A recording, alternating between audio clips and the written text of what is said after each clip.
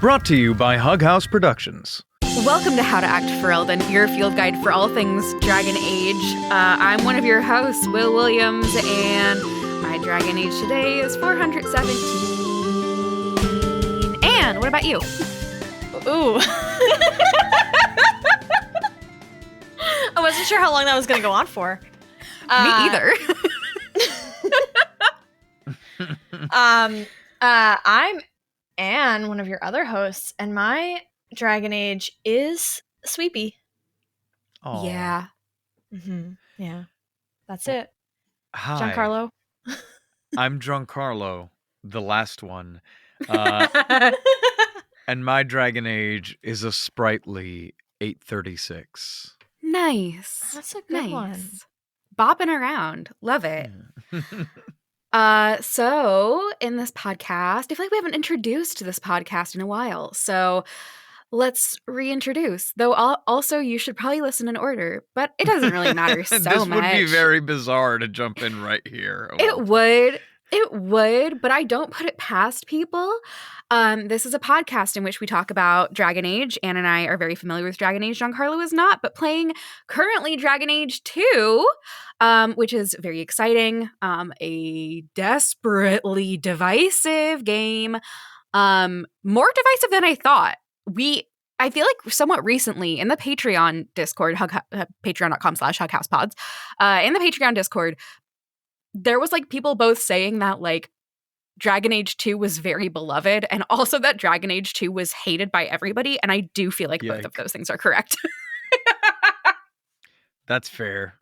Let's start off with a bit of the news. We have a lot to talk about, but I feel like we absolutely have to start with a very, very sad, fucked up, awful piece of news. GameStop, an embarrassment of a company, has shuttered Game Informer after 33 years. How did I not hear about this? Holy shit, did you not? Wait, for real? I did not. Also, I'm like chronically offline as of late. That's So so like, good for you. Oh my god. Okay, so I have like a bunch of other news that I was gonna talk about, but I actually think that this is like hands down the most important piece of news right now because it's yes. So not only was Game Informer shut down completely, of course they did it in the way where they just announced it on Twitter. Like the employees didn't know. Several of them were like on work trips when the news came out. They had no idea.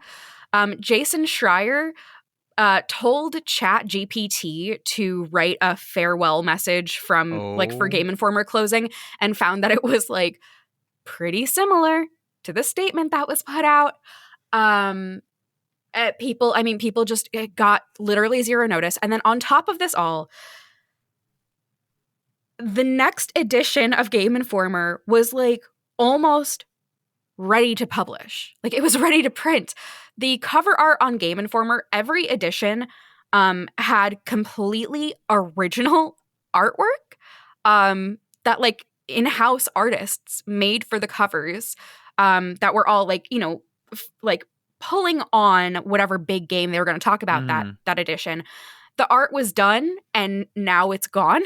Like, oh my god. Right, because they can't publish it anywhere else. And then the worst thing for me is that the entire website is gone. Oh my god, I forgot. Yeah, I'm on it right now, and it's just this little like statement, and that's it. That's it. Yeah, it's gone. They just deleted everything. Right, Jesus. which means that like several of our show notes are going to have links that are missing. For this conversation, I actually went back to look at some things that like articles that I knew would be relevant, and they were Game Informer, and they're fucking gone. Oh and my god. So I am somebody who I am a writer. I am a journalist who has covered things. And I once wrote for a specific big streaming music company's blog back when they first started getting into podcasting, I wrote a whole ton of pieces for them, including interviews with some of my favorite people from podcasting. I got to do interviews with like Avery Trufelman and Caitlin Prest and Lauren Shippen and all of these people who I just adore. I got to do huge product rollouts for this big streaming company. I got to make huge announcements. I got to do best of articles. I was writing several articles a month, and they're all gone.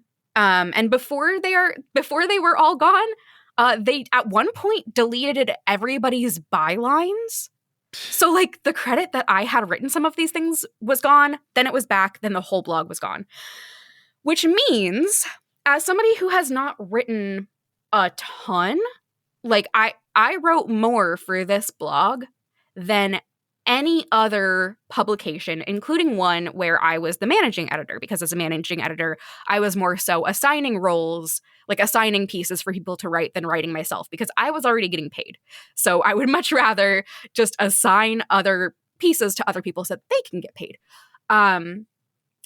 So because that's like a massive part of my portfolio as a writer, and that's just gone. So I know that this is an issue with publishing, so I saved all of my drafts and I just kind of syndicated them on my own website. And I would highly recommend that writers from other places do the same thing. But the thing is, I only wrote for this blog for like 6 months, we'll say. Some of these writers, this was their entire career. It's their career. And it's gone. It's gone. And sending somebody like, here's a Google Doc of a thing that I wrote for Game Informer once is very different from sending, here is a link to my published piece on Game Informer. And like the world of journalism is getting smaller and smaller and worse every single day. And because of that, the competition in journalism, which was already extraordinarily high because everybody thinks that they can write about video games, even though they largely can't. The competition is so high that finding jobs is so hard. And there's no available jobs in writing about games right now. There's less jobs. Game Informer is gone. So all of these people are fucked. It's a nightmare. It's a nightmare. It's upsetting and it's horrible. And it's, like a huge piece of nostalgia and love for, I think, most millennials who are into video games. It's just gone. So that's not quite Dragon Age news, but also, yes, it is. And just, fuck, man. Yeah, because I bet you, Game Informer would have so many pieces. I mean, they already have on, the Veilguard and stuff. But if the game's coming out this fall, hopefully, maybe. We'll see. I bet they were already conceptualizing the art. We have been gifted with this, this wonderful ability to have access to theoretically the entirety of the breadth of human knowledge. And of course, greed inevitably seeps into every corner of that, whether it's gaming journalism or podcast or whatever it is. And we are just hemorrhaging resources and content. Knowledge. Things are just evaporating. Yeah. Mm-hmm. It's bleak. There is simply no way that the very long, storied, robust archives of Game Informer are not worth keeping the website up. There's no way. There's no way. I promise you that whatever the hosting costs are, there are foundations or whatever that would be happy to foot the bill and keep it up as an archival something, Yeah. Yeah. And there have been some fan efforts to start archiving, but it's the website itself was up for 15 years. That's a monumental undertaking. I don't know how much of this is even able to be archived. It's unreasonable. It's unreasonable. It's unthinkable to me. It's a nightmare. I hate it so much, and I love all Game Informer writers. I don't love them all individually. But have a lot of sympathy and a lot of empathy, and I think that this is repulsive. So yeah, we are in agreement there. Cool. Wow. I guess I've got like one funny thing to tack on to Dragon Age news. There was this article that came out. Oh my god. It's from Press Space to Jump, and it's just like a list of like here's the voice cast for the upcoming game, right? And one of the characters mentioned is Solus.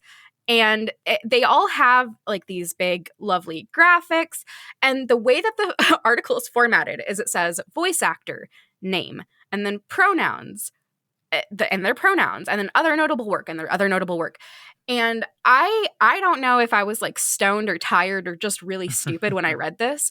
But I got to Solus's and I saw that the pronouns were listed as he, they. And I had to go to Anne and be like, Am I reading this right? Did they retcon Solus to be a he they? Like, I'm so here for that if they did. But what a specific choice. And Anne was like, no, that's the actor. And I was like, oh yeah, okay, no, yeah.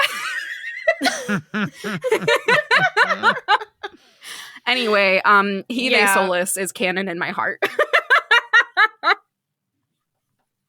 Yeah.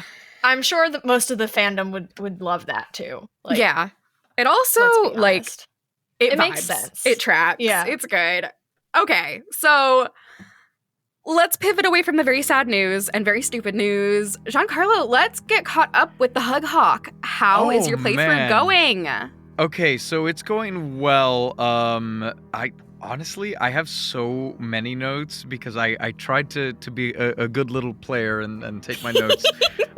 So I'm going to try and summarize without going too much into detail. I also want to say, and I don't know if an apology is warranted, but an update is in that Dragon Age 2 has been remarkably stable since our last episode. Well, now you've just jinxed yourself. Knocking on every surface and item made of wood in my home.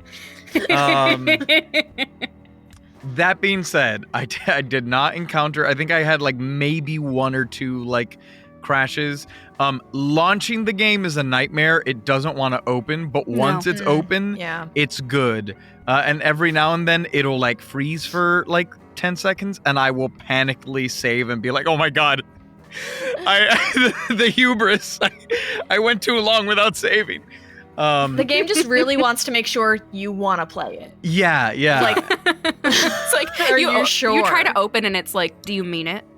Yeah, like I'm not even like sometimes I'm like, hey, I'm gonna sit down and play some Dragon Age, and then like as I'm getting ready to do so, I go, hold up, am I strong enough right now to get it to open?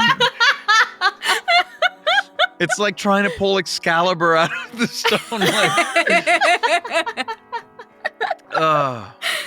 That being said, the summary of my playthrough since then is that I have been tearing through all of the side quests in, oh my god, Dirty Kinky Kirkwall. Dirty Kinky Kirkwall. That's right. My brain just flushed itself.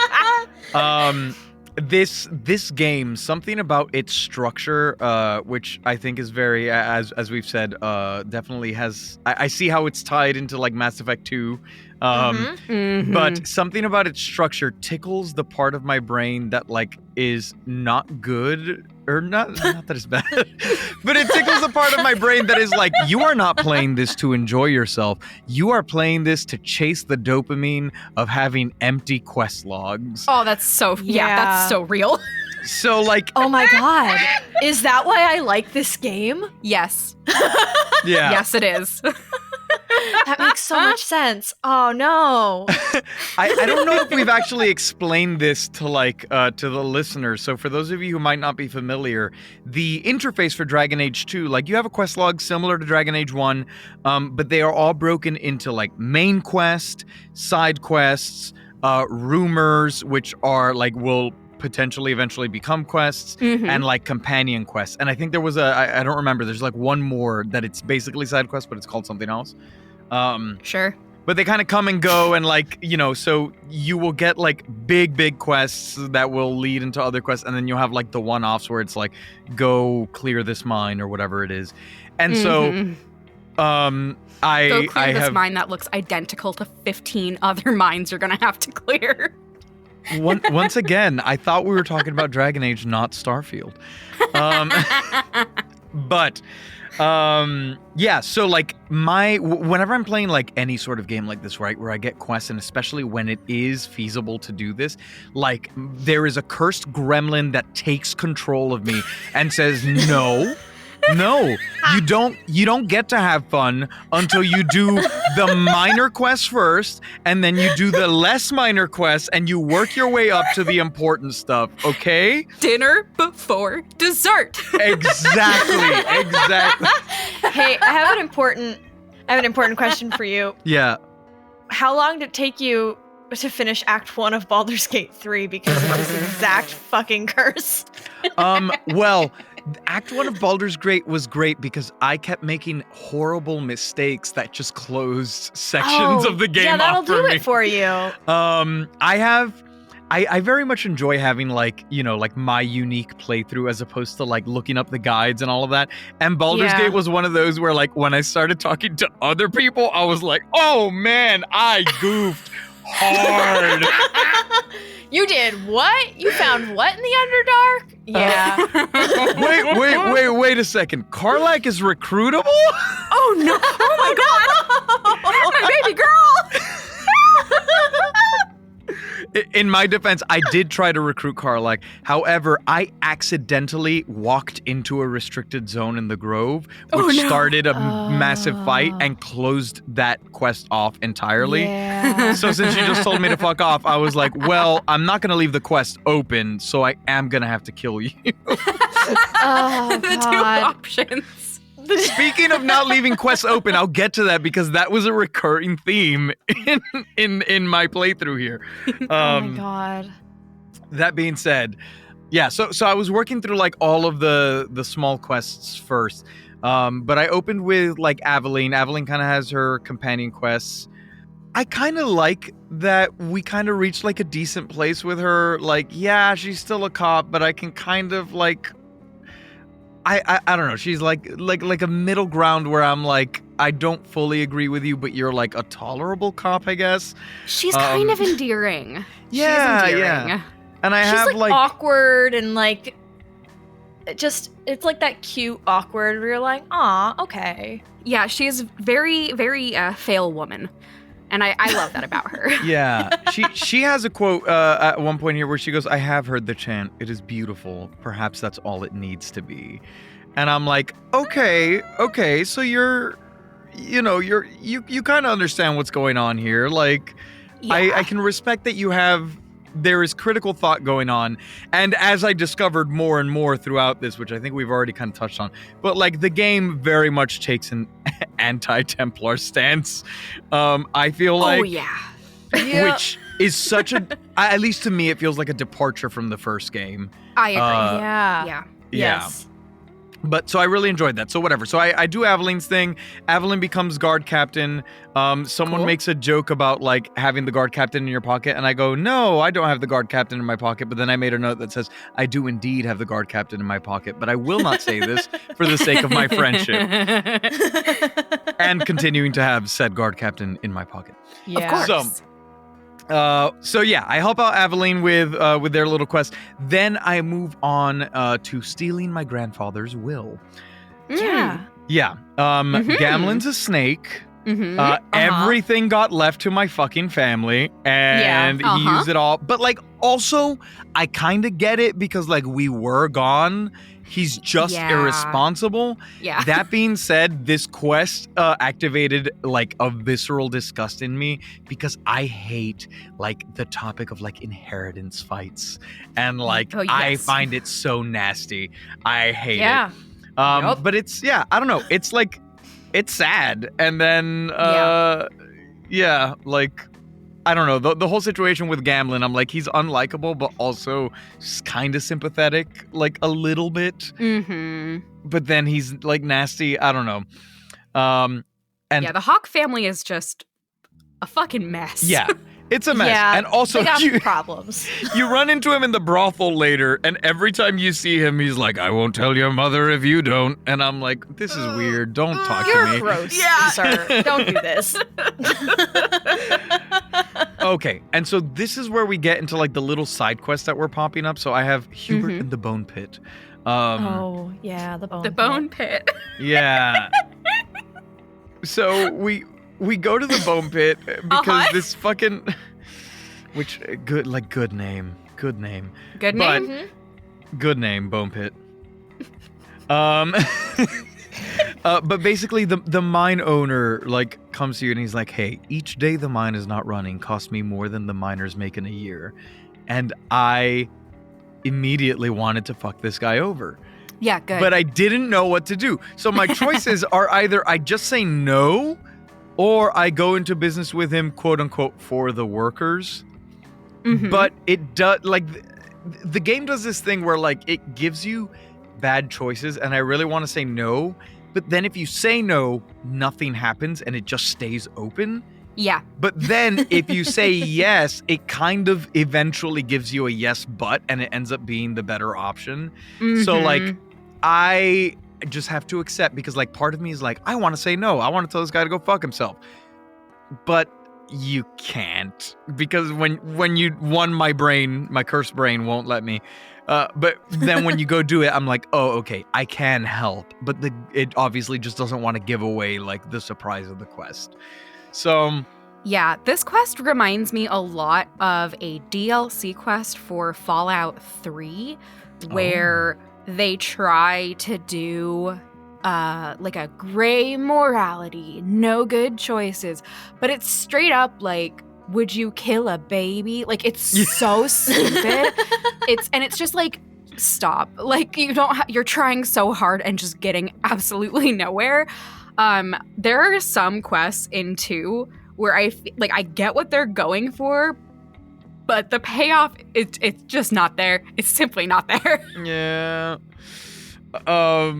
Yeah, and also, I know we talked about this when we were like first starting to discuss 2, but I do find it funny how there are like very like of the time pop culture references here.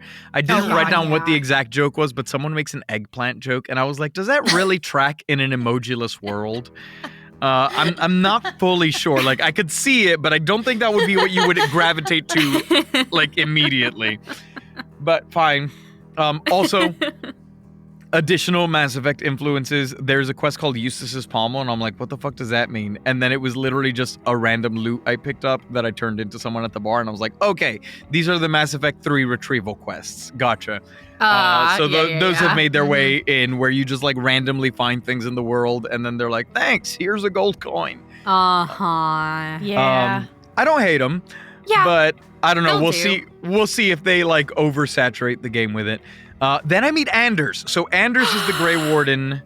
Yeah, he is. Sorry, not the Grey Warden. Sorry. Anders is the Warden. Yeah, he's a warden. Uh-huh. I can't say anything else. You have to tell us what you know. Say shit. Okay, so I have met Anders, and this is where I first made the note about the anti-Templar sentiment.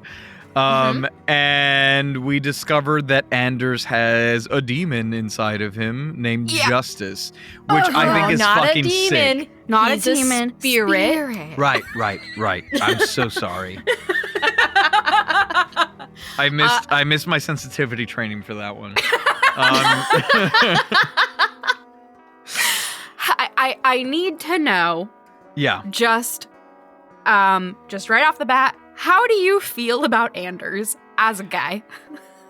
Just as a person, how do you feel about Anders? So like I think like my gut reaction to him was like nerd, but he's got some cool powers. And so far at least, I very much appreciate his politics, to the point where like I think I have a note down here later where I go, oh, fuck, am I going to have to romance this guy just because of his politics?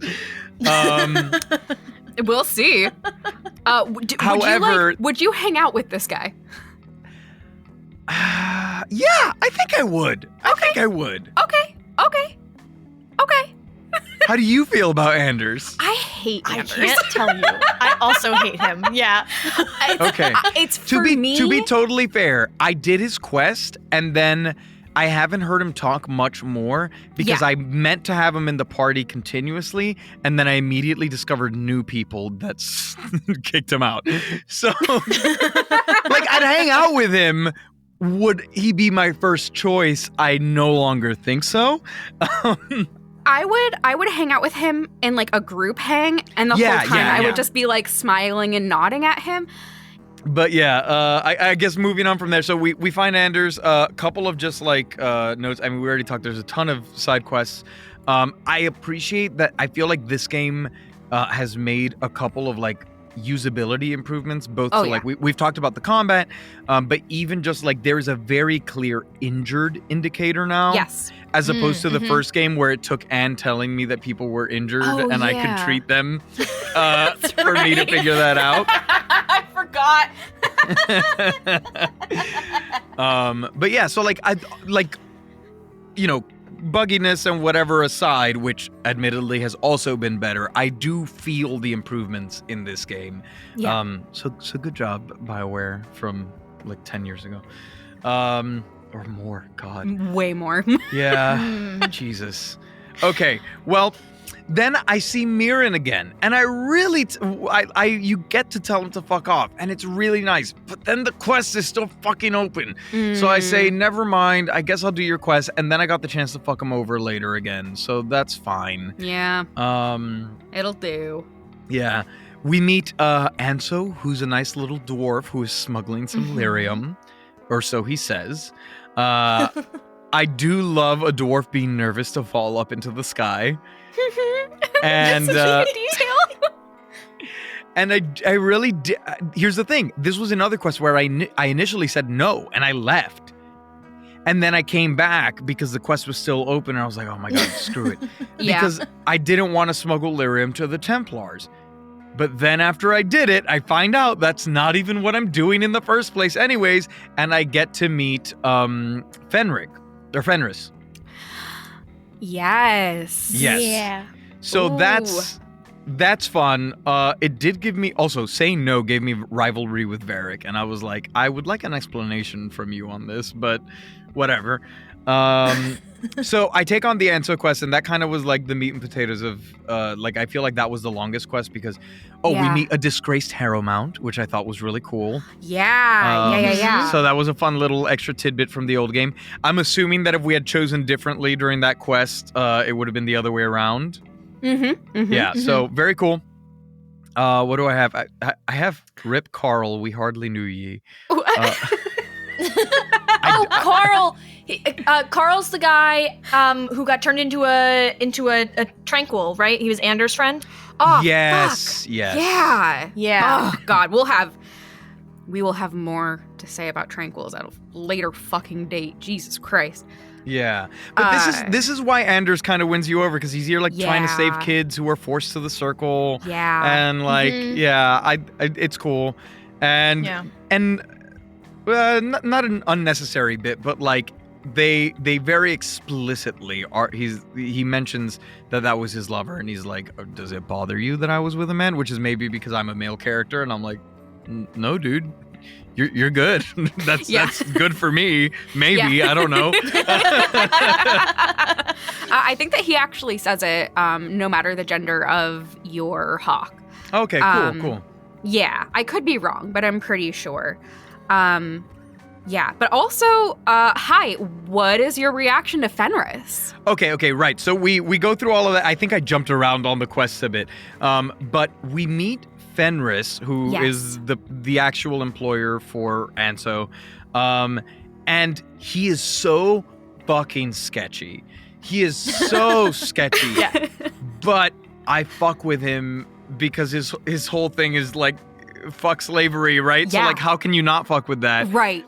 Yeah. But I know he's gonna be the fucking Morrigan of this game or something. Because there's no way he's not. He is so interesting. Fenris, I am so politically in opposition to him. But I think he's maybe my favorite from this game. I adore him. I was trying to romance him when I played, but I accidentally romanced Meryl, which we'll talk about at some point. Was not my intention. Oh no. Yeah, but what is it with these games and accidental romances? I know. At least it clearly marks them in this game. Like there's a heart, and I'm like, thank you. Yes, thank God. Yeah, and I like really. So politically, Fenris and I don't vibe, but I also like really get where he's coming from, because he is a slave, like, and he is, you know, he is fascinating. I think that he is, to me, maybe the most interestingly written character of this game, but I don't know. I could be wrong. And I know that you're also a Fenris stan over there. Yeah, I'm Fenris stan all the way down. Like he's my favorite character because I mean Dragon Age 2 was my first game. So Fenris was my first Dragon Age romance. You know, yeah, I gotta be loyal to him forever. He's your Alistair. I'm excited to see how he develops because the last note I have in like his section of the quest is, why does everyone have to hate mages? I'll take him, but this is conditional as fuck. Yes, absolutely. Absolutely. He does really hate mages. Yes. Yeah. He's very cool though. Like his design. He's really fucking cool. Yeah. His design is good. His voice is incredible. And I love like his overall objective of kill every slaver. I think that's great. Yeah. Great motivation. Yeah. Lots to run with there. Yeah. But yeah, I'm a fan of Fenris narratively, at least. As far as me as Hawk, the jury is out. We will see where we land. You know what? Same question as with Anders. Would you hang out with him? Yeah. I'd absolutely hang out with Fenris. I feel like he'd be a great drinking buddy. But I was literally about to say Fenris is definitely a drinky buddy. Like this is Fenris is a let's go get plastered together. Yes. like so far past a reasonable level. Yes. There is no reasonable drinking, I have to imagine.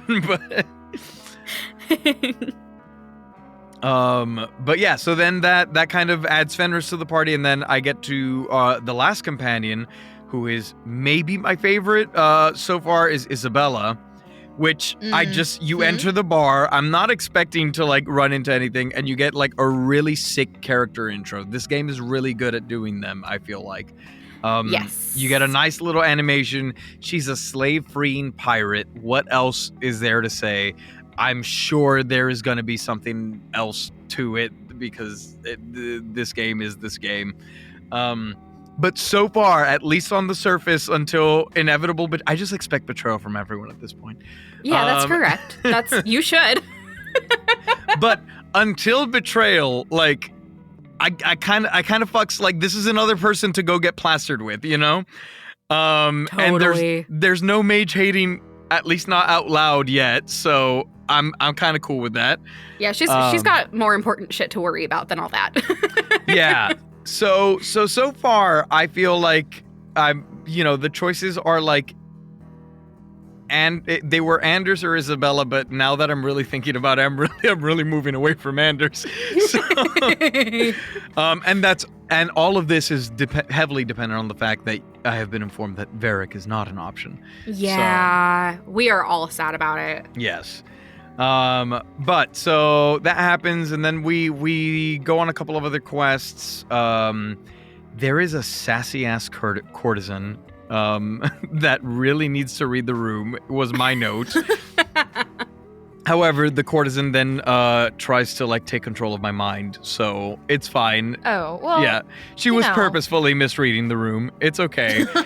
But like she comes up and I'm like, dude, I'm asking you about like this disappeared person, and I'm rejecting your advances, and you're not taking no for an answer.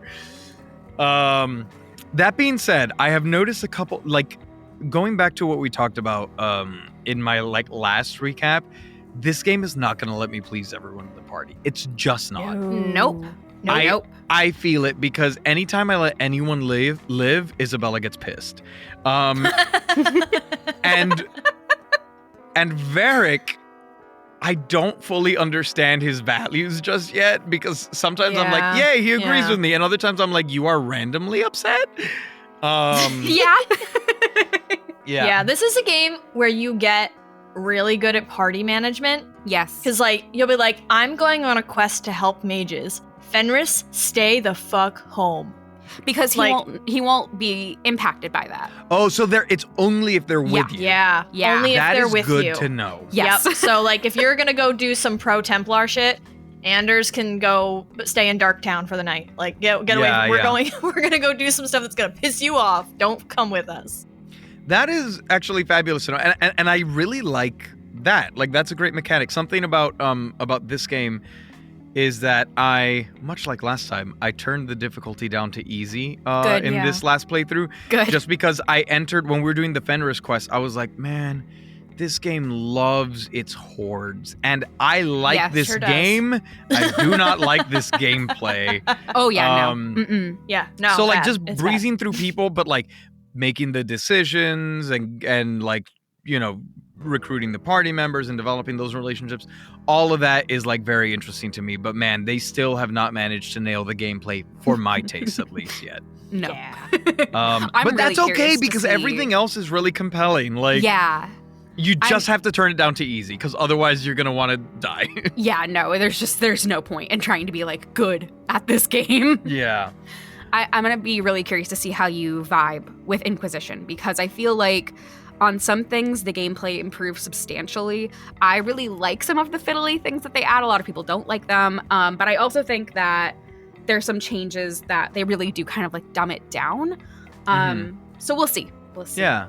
Oh, and then the very last bit I have here in my notes from my last session was that I found Cullen from the last game. Yeah. And he seems a lot angrier and firmer this time around. Yeah, he got pretty deeply traumatized. Yeah. From the shit in the first game. Understandably so.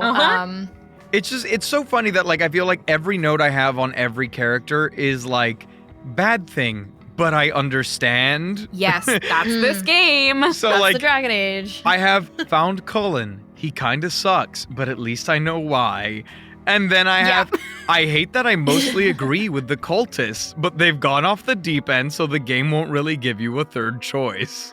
And then, but then right after you like do the hard thing, the game at least acknowledges it in dialogue. So I appreciate that.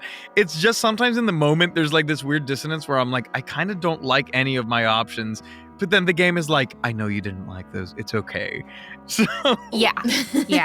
So yeah, but I vibe with it. It definitely makes your decisions kind of confusing though. Yes. Agreed. Yeah. But yeah, and then that's it. So the last thing I'm doing now is I have headed out to the Deep Roads Expedition, which I believe is going to be the end of Act 1. I haven't finished it yet, but I'm going to hop into that and then I don't know, maybe a time skip or something. I'm guessing. Who's to say? We'll see. Hey, so that's all the companions you have?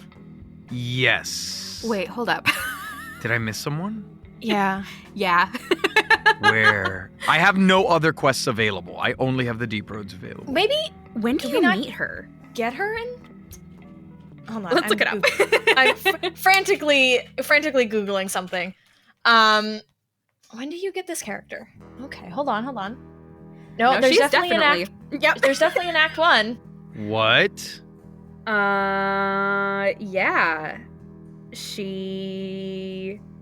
Let's see. Did you go to Sundermount at all? Sundermount?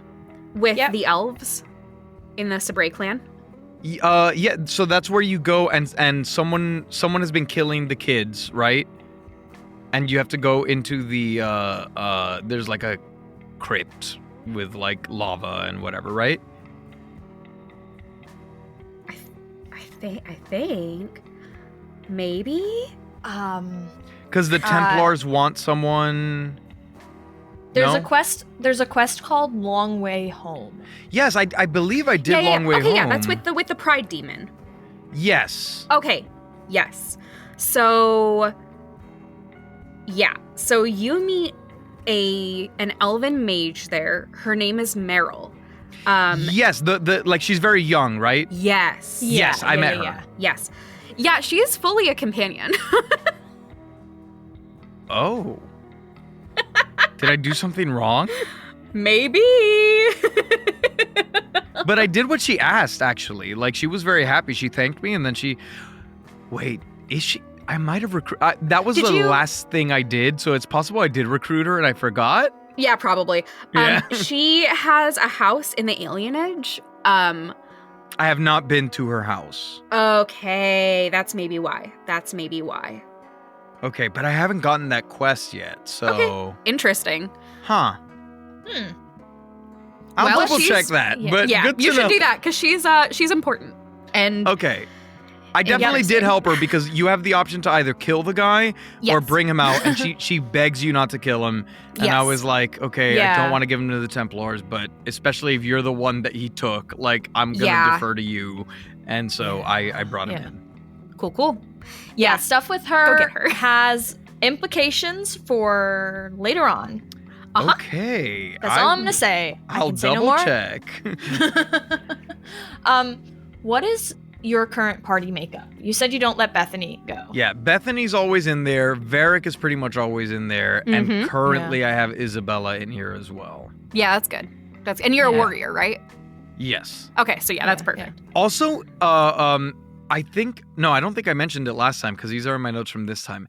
It is so cool that you get different abilities based on like rivalry or friendship. Yes. I love so that. good.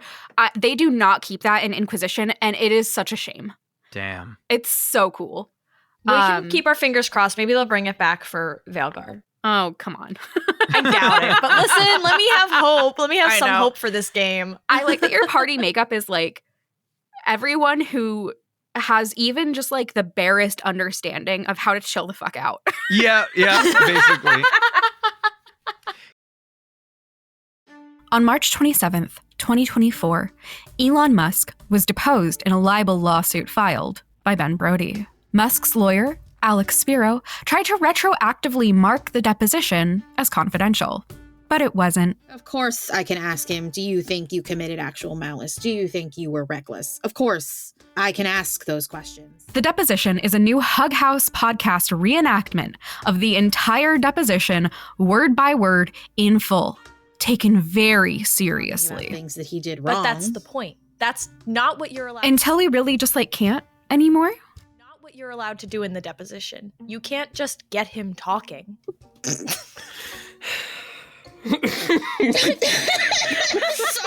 The deposition drops on the 4th of July, 2024, with 4 weekly episodes. Subscribe on your podcatcher of choice or find us at hughouse.productions today.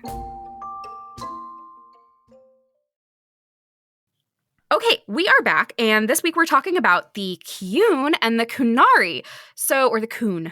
The Qun? It's the Qun. The Qun. The Qun? Right, because if it's Qunari, I would think. I know, but I think that it's pronounced Qun. Oh. Yes. But maybe it's not. I'm going to say the Qun. I'm going to look it up. So we have to do like a little bit of a vocab lesson before we jump in proper. Okay. When understanding the Qunari and the Qun, there's a few things that we have to kind of like separate out from each other first. So the Qunari we know of as a race of people. These are people who are usually pretty large in stature, they'll have horns, often have like grayish skin, and are consistently perceived as a threat, kind of no matter where they are.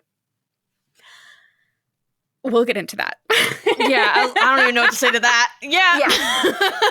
Were the horns like part of the lore in Origins, or is Sten just weird? I think that they were added into. Okay. I think they just didn't know what they were doing in Origins. Yeah. So The Qunari, however, is actually kind of is and kind of is not the actual name of the race of the people. In research, the name of like the species is Kossith. Now, have I ever heard this word ever? No. I've never heard this word. But the Kossith was the name of the people before the religious text of the Qunari, the Qun, was written. So, on top of that, Qunari means the people who are following the religious text of the Qun. So you can actually be like an elvish Qunari in that you are following the Qun. You are not Qunari the race, you are Qunari the religion. David Gator in a, I think since deleted, but archive.org copy of Tumblr compares this to Judaism, how you could talk about being Jewish as an ethnicity or a race or a religion that you follow. Like you can be Jewish and be any race, or you can be racially Jewish, ethnically Jewish, etc. So I thought that was very interesting. I had no idea that Kossith was a word in Dragon Age lore at all. Apparently, a lot of fans have really intense feelings about it. Sure. Okay, whatever. So that's kind of like our three big things. We have the Qun, which is the religious text itself and the religion that the text describes. We have the Qunari, who is both the race and people who follow the religion. And the Kossith, which we won't mention again, but I just had to bring it up because what the fuck? And this was their name before the Qun was written and before they adopted the Qun as their way of life and as their identity. So the Qun was written by Ashkari Koslun, like a while ago. Y'all know I don't understand the Dragon Age timeline, and I won't. I won't understand it. So he wrote this text that essentially said, the reason there is suffering and chaos and disorder in the world is because everything has a core nature, and people needlessly struggle against that nature. So there is this idea of like moving away from sort of the glorification of free will. There is also moving away from questioning authority. And then there's also moving away from the glorified identity of the self. Because the reason it's so vital in the Qun for everybody to follow what their nature is and what the plan for them is because you are not one person. You are part of a community. You are part of something bigger. And they almost say like that the Qunari overall, like the entire group of people, that is one organism. You are just a cell in that organism.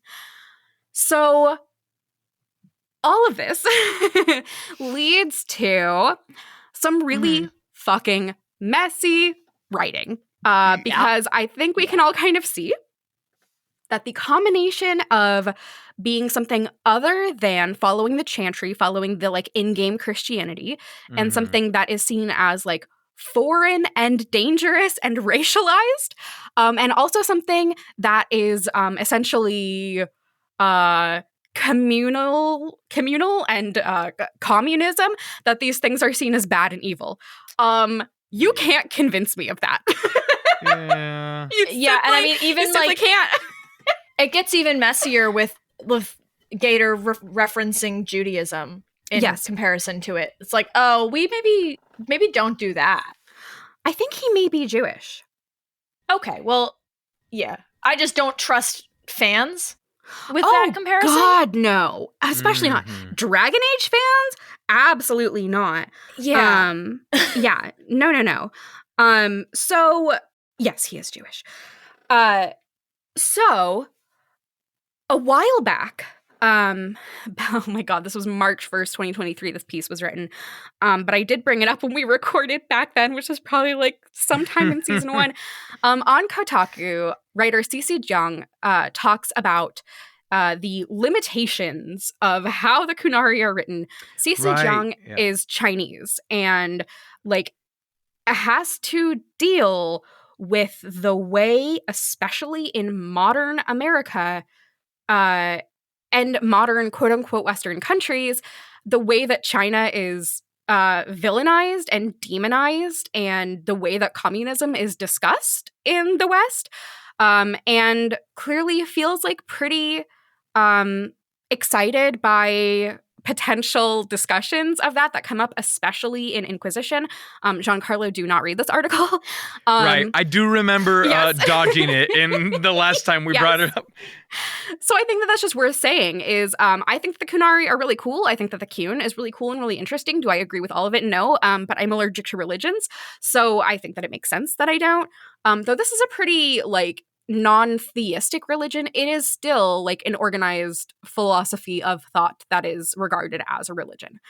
Mm-hmm. The reason I'm bringing this all up right now in this episode is because this is all going to be very, very, very important. Giancarlo, have you met the Arishok yet? The Arishok. Okay, so no. He's those aren't the people in the docks right now, are they? Maybe. I don't think so. If so, they have been like referenced, but I have not personally interacted with them. Okay, this is great timing then. So for right now, just know that the writings of Ashkari Koslin are revered as the holy texts in the Qun and the Qunari. Mm-hmm. They were stolen by Orlais in one of the many wars against the Qunari. So this holy text, like their holy text, handwritten by the person who founded their religion, has been stolen. It is in Orlais as like a spoil of war, which is disgusting. Yeah, so, real, British imperialism of them. Yes. And they were stolen during the New Exalted Marches. This was in, I'll read my note here, 725 to 784 storm. Okay. That made sense.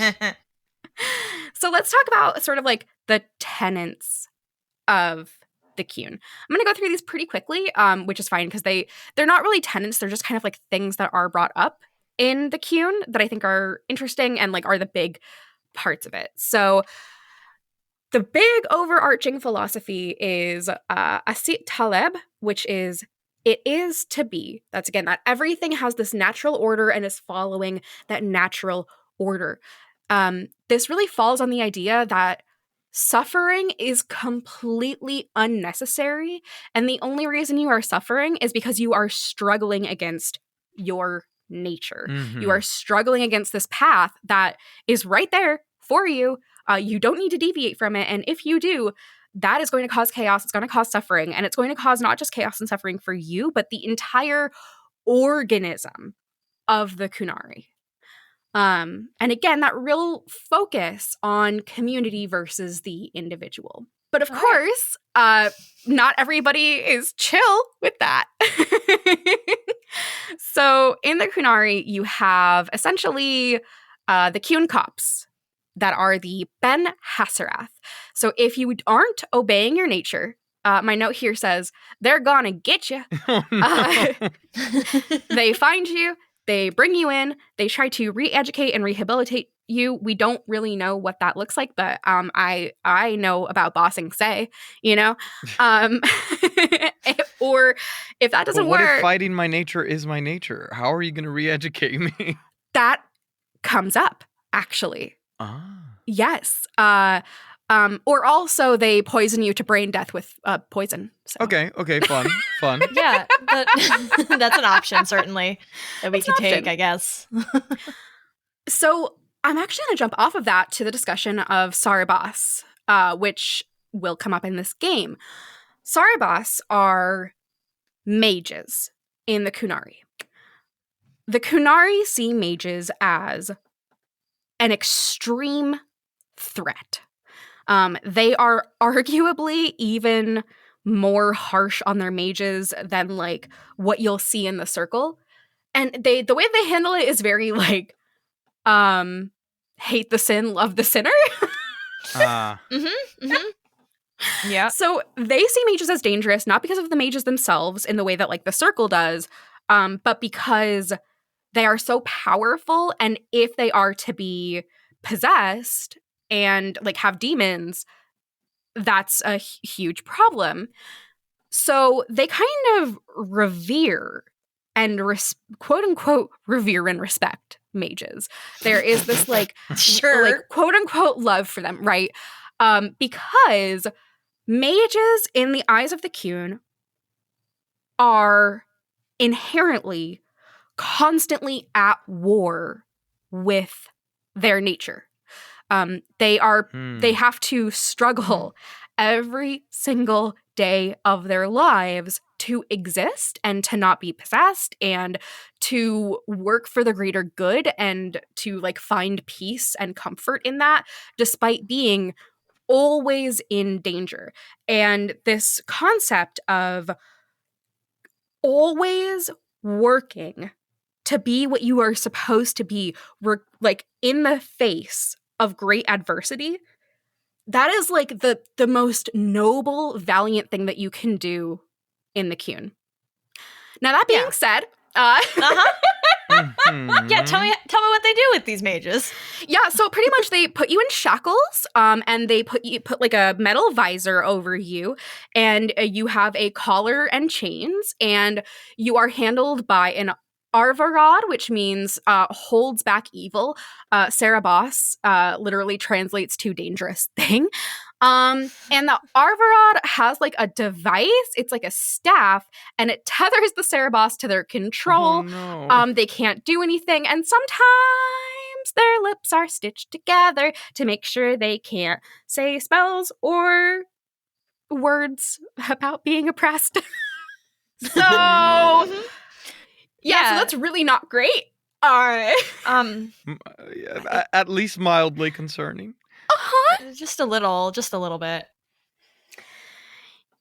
Yeah. So they also obviously have no formal mage training, which can be really dangerous for a mage. Now, because they are tethered and leashed, they can't use magic anyway. It's never really explained like how any of this works, by the way. Like they don't seem to have a lot of insight into that part of their lore just yet. But it is definitely the most fucked up thing about the Qun, to me, at least, being a big mage rights person. It's pretty fucked up. I'll give you that much. Yep. Yeah, it's one of the more fucked up things so far. I mean, yeah.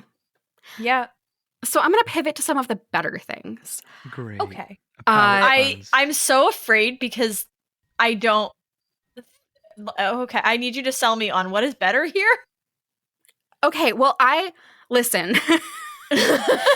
If you tell me that there is a community that is based on the collective greater good, moving away from individuality as like the most important thing in the world, and moving towards free housing, free food, sex work, communism. Again, sure. I'm gonna be pretty down for that. So the way that life under the Qun works is everybody has a role. It's almost, it's like it's not a caste system, but it's not a caste system. When you're born, there is no nuclear family. Again, really winning me over here. There is no concept of nuclear family. So you're brought up by Temasrans, who are like sort of maternal figures, sort of elementary school teachers, sort of babysitters, sort of whatever. They raise all of the kids in the Qunari. When they're 12, they give them tests, both like oral exams and like aptitude tests and things like that. And they decide what your role is going to be. And your role can be just like tons of different things, whatever is needed in the community and whatever fits your aptitude. Is it good to do this at 12? No. Yeah. But from there, you have your role, and then You have a place to live, you have food, you have medical care, you have community, you have guidelines to follow, and again, sex work is totally normalized and is seen as medical care. So like, I think that's great. I think that's awesome. It's weird how it's discussed as like sort of like, isn't that funny in these games? And I'm like, no, I think that's wise. And then part of this is also there is no like, because there's no familial grouping, there's also like typically no romantic attachment in the Qun and for the Qunari. Okay. Asterisk. Is there a romanceable character who is a Qunari in Inquisition? Yes, there is. So, you know, it can be a little bit malleable. Arguably. I can't spoil anything. Arguably, he is Qunari. He is. And no matter what you do with him, you can romance him. Yeah. No matter how his story goes, you can romance him. So I think that's all really interesting.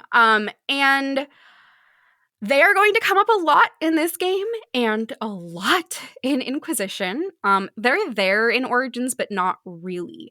But I really wanted to make sure that you had like a good foothold here before getting into this plot line into that you will brush up against. Yeah, they've been very in the background, but it's kind of been constant where like I do hear the Qunari being mentioned from time to time. So I assume that something was coming up. Like I know there are like boatloads of them like in the docks right now. Yes, quite literally. Yes. So yeah, and I guess that's the other thing that I think is really important about the Qunari that seems to be like misunderstood pretty frequently. The Qunari they do not do missionary work at all. Converting to the Qun is like very celebrated and highly encouraged. Not so much because they like want numbers. This isn't like a quiverful situation. This is a situation of like they truly believe that their way of life is going to lead to universal harmony. They also think that it is an inevitability. Now, I think that there's a lot of real world religions that also think those things, but then also do missionary work / colonization. The Qunari do not seem to be like that because when they think it's an inevitability that the Qun will prevail, like that's chill. Like they're not like necessarily in a rush. And if anything, if it's so inevitable, then you don't need to force it. Exactly. And it'll happen when it happens because it's gonna happen. Yeah. And like most of the people who they encounter who are not Qunari and are immediately hostile, see them as a threat, are extremely racist and repulsed by them. You know, I think it kind of makes sense that they're like, maybe they will convert, maybe they won't. Not my problem. Yeah. Yep. So, I think the Qunari are really fascinating, and I think that they have the potential to be like one of the most interesting fantasy races in games. And then every time there is an opportunity for that, it doesn't happen. It doesn't happen. But that's a little intro to the Qun, the Qunari, and the Kisrath? Kossith.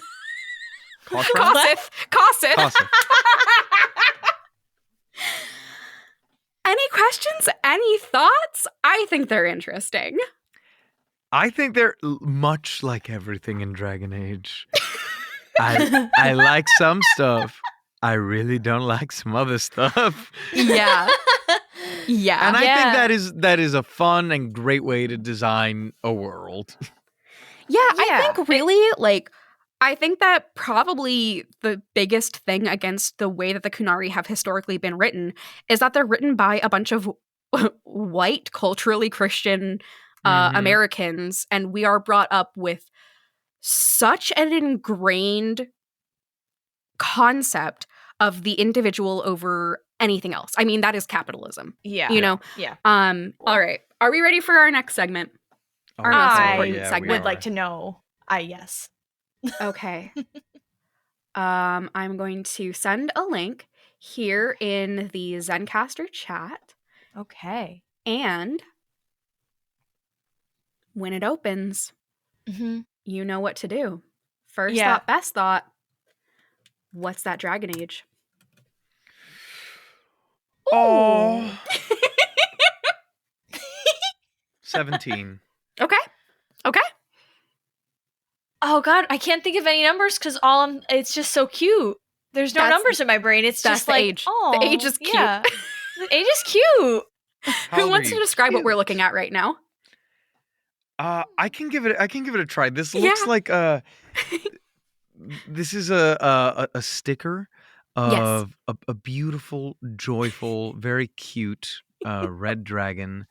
They have little like feathery wings, which is special. Like they're in this like off-white.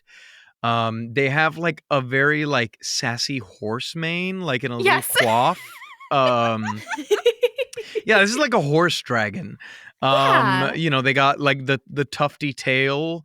They are sitting atop what looks to me to be some sort of, would we call this a strawberry shortcake? I think I would, yeah. Right, but like layered. So you have like cake, you got cream and strawberries, cake and more cream, and they are just covered in this cream.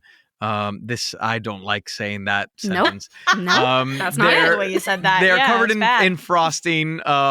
Their mouth, it almost looks like a beak, and their front legs also covered in the frosting. And we have strawberries, blueberries, some nice little flourishes of the frosting. It's delightful. It's precious. This is a sticker that you can find on kcollective.com, which is a store that I went to when I lived in Phoenix. That's where their brick and mortar is. It is the coolest fucking store. Half of it is painted, like literally like half, like down the center of the store. Half of it is painted in like pastel rainbows, and the other half is black. It's absolutely so sick. Cool. It's owned by a bunch of like queer weirdos. They stock a ton of alternative fashion and goodies and home goods and purses and shoes. They do secondhand, and they work with a lot of local artists and a lot of artists across the country. It's great. It's the coolest place. I miss it all the time. And I realized like I should be looking there for dragons. So as always, this will be linked in our show notes. 17 cute, by which I mean 17:cute, is the dragon age. Correct. And you can find us in places. Oh, period. One of those places. If you look hard enough. Yeah. Under a rock, maybe. Yeah. Behind that bush. Or on Tumblr at Act Fereldan. We did get a message from someone this week, and it was so good to see a message from someone who found the podcast. And it's from, I want to give them a shout out. It's Depth Charge for Cutie. Oh my God, yes. Oh, that's a great name. Yeah. My friend. Yes, your friend. And was like, they were like, I was looking up Dragon Age lore and found your podcast, and that's so exciting. And I'm a longtime Dragon Age fan and a longtime Will fan. Oh. Oh, what a sweetie. They'll hear this so cool. In 500 years. Yeah, I said we were recording like 4 months in advance as of right now, I think, is the timeline. So, you know, we'll all be playing Veilguard at that point. Maybe. Here's hoping. Yeah, really. Remains to be seen. Yes, and no matter what game is being played, you can also find Giancarlo streaming at twitch.tv/Whimsic Productions, and you should. And I think with that, you can also find us at hughouse.productions, in case that wasn't listed. And until next time, don't forget to age your dragon. Oh, yes. That's so much better. I don't think that any of our listeners are in danger of being the guitar guy. And if they are, get good. How to Act Fereldan is a Hug House production made in collaboration with Whimsic Productions. It's co-hosted by Anne Baird, Will Williams, and Giancarlo Herrera, with audio production and sound design by Will Williams.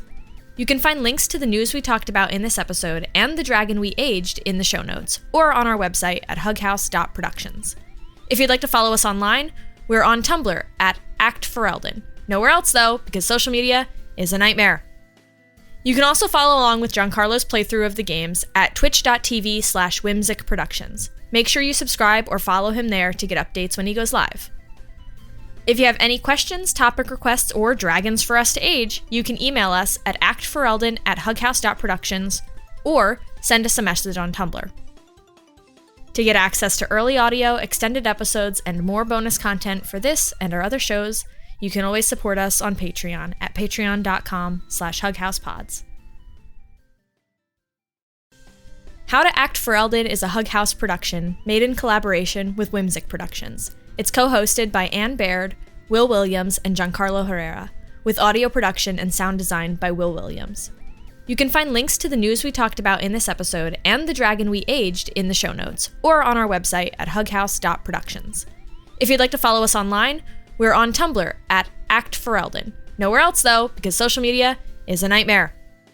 You can also follow along with Giancarlo's playthrough of the games at twitch.tv/Whimsic Productions. Make sure you subscribe or follow him there to get updates when he goes live.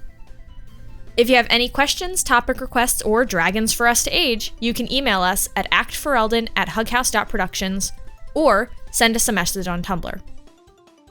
To get access to early audio, extended episodes, and more bonus content for this and our other shows, you can always support us on Patreon at patreon.com/hughousepods.